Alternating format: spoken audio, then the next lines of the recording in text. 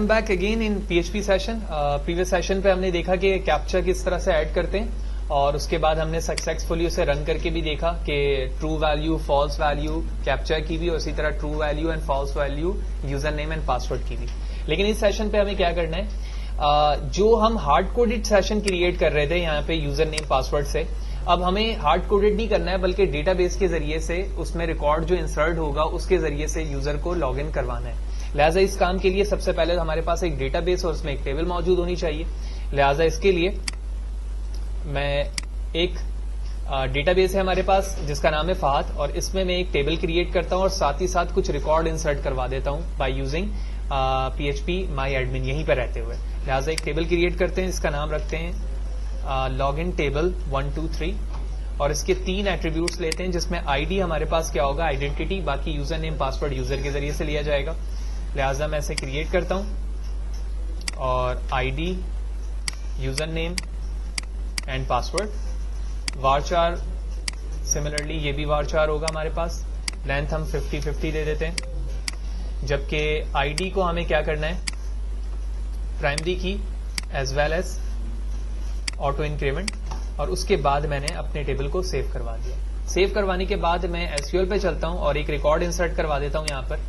तो आईडी तो आइडेंटिटी है, लिहाजा इसे हम यहाँ से हटा देते हैं, मैं जूम करके दिखा रहा हूँ। और उसके बाद यहाँ पर 2 रिकॉर्ड्स मुझे बताने होंगे, तो first record comma second record, तो दोनों वारचार हैं, लिहाजा इसके लिए सिंगल कोटेशन यूज किया मैंने। तो यूजर नेम फहद और पासवर्ड है हमारे पास 1 2 3 4 5। ठीक है, ये करने के बाद आप आओगे इस जगह पर गो, मैं जूम आउट कर देता हूँ, गो का यहाँ पर बटन मौजूद है, इस पर क्लिक करोगे रिकॉर्ड इंसर्ट हो जाएगा। ब्राउज पे क्लिक करें और उसके बाद आप देखेंगे कि यहाँ पर आपका रिकॉर्ड सक्सेसफुली इंसर्ट हो चुका है। लिहाजा मेरी टेबल का नाम है लॉगिन TBL 1 2 3। इस लॉजिक को यानी इस टेबल को यूज करते हुए मैं अपने कोड को यहाँ पर एक्सचेंज करूंगा। लिहाजा जो कोड हमारा हार्ड कोडेड पहले यहाँ मौजूद था मैं उसे कमिट कर देता हूं। ठीक है, और यहां पर हम अपने कोड को जनरेट करेंगे।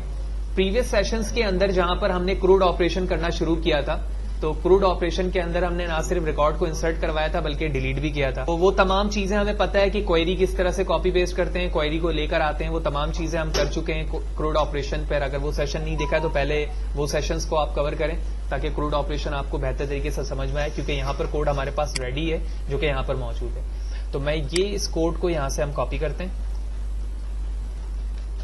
ठीक है, कोई नई चीज नहीं है इसके अंदर सिवाय एक कीवर्ड के जिसको हम डिस्कस करेंगे, बाकी तमाम चीजें हम देख चुके हैं। लिहाजा मैंने यहां पेस्ट किया और सबसे पहले हमारे डेटाबेस का नाम, तो डेटाबेस का नाम फहद है। ठीक है, सबसे पहले मैंने कनेक्शन बनाया CON के अंदर और उसके बाद चेक करवाया कि यूजर नेम और पासवर्ड के जरिए से रिकॉर्ड हमारा सही एंटर हो रहा है या नहीं हो रहा है। ठीक है, उसके बाद मैंने क्वेरी चलाई log in table 1 2 3, SQL variable का नाम है। इसमें चेक करो कि यूजर नेम वही है जो यूजर ने इंसर्ट करवाया है, और साथ ही साथ एंड ऑपरेटर को यूज करते हुए मैं बता रहा हूं कि पासवर्ड भी चेक करो कि वही है जो यूजर ने इंसर्ट किया है या नहीं, और लिमिट इसकी एक वक्त में एक ही होगी।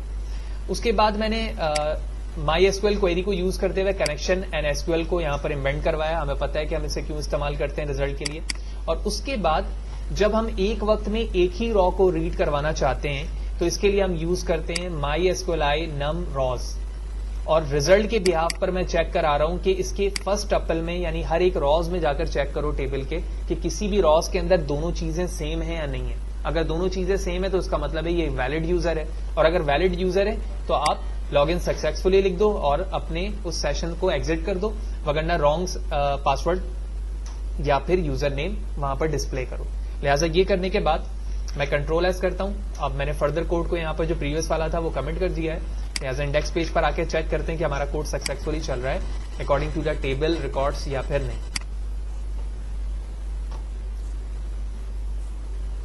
ठीक है, तो ठीक है, मैंने पोर्ट सही किया, पेज को रिफ्रेश करते हैं। तो सबसे पहले हमारे पास जो यूजर नेम है यहां पर लिखा हुआ वो फहद है कैपिटल F के साथ, तो मैंने कैपिटल F के साथ यहाँ पर फहद लिखा। उसके बाद पासवर्ड है 1 2 3 4 5, कैप्चा एंटर करते हैं 5 4 5 8 एंड लेट्स सी। अच्छा जी, लाइन 36 पे कुछ मसला है, let's see log in line 36। Okay, तो एक गलती हमारे पास ये थी कि यहाँ पर फ्रॉम नहीं लिखा हुआ था, हमने यहाँ पर फ्रॉम लिखा, बाकी तमाम लॉजिक हमारी बिल्कुल वैसे ही रही, तमाम वैल्यूज वैसी हैं। तो उसके बाद मैं अपने प्रोग्राम को रन करता हूँ। तो ये हमारी वैल्यू है, यूजर नेम हमारे पास था फहद और पासवर्ड लिया हुआ था हमने 12345 और उसके बाद 2247 लॉगिन करेंगे। लॉगिन सक्सेसफुली लिखा हुआ आ गया क्योंकि वो उसके जरिए से कैच कर रहा है। और इसी तरह मैं यूजर नेम और पासवर्ड गलत लिखता हूँ और उसके बाद मैं 8371 लिखता हूँ। तो दोबारा मुझे रिफ्रेश करना होगा। 123789 मैंने रॉन्ग लिखा है, 1951 लॉगिन, ठीक है, रॉन्ग यूजर नेम और पासवर्ड लिखा है। तो उसी सेशन का ये पार्ट 2 था जिसके अंदर हमने ये देखा कि जब मैं hard coded user name password यहाँ पर चेक करवा सकता हूँ रिकैप्चर के साथ, तो साथ ही साथ मैं चाहूँ तो डेटाबेस की टेबल के जरिए से भी रिकॉर्ड इंसर्ट करवाकर लॉगिन और यूजर को बैलेंस कर सकता हूँ कि उसकी यूजर नेम और पासवर्ड सेम हो और वो एक ही टपल के अंदर आ रहा हो। तो फिर फर्दर चीजें भी इसके साथ बनती रहेंगी। जब हमने लॉगिन कर लिया है तो हम साइन अप पेज के लिए सिंपल रजिस्ट्रेशन फॉर्म बना सकते हैं और उसके बाद लॉगिन के लिए हमारा सेपरेट सेशन भी बन रहा है।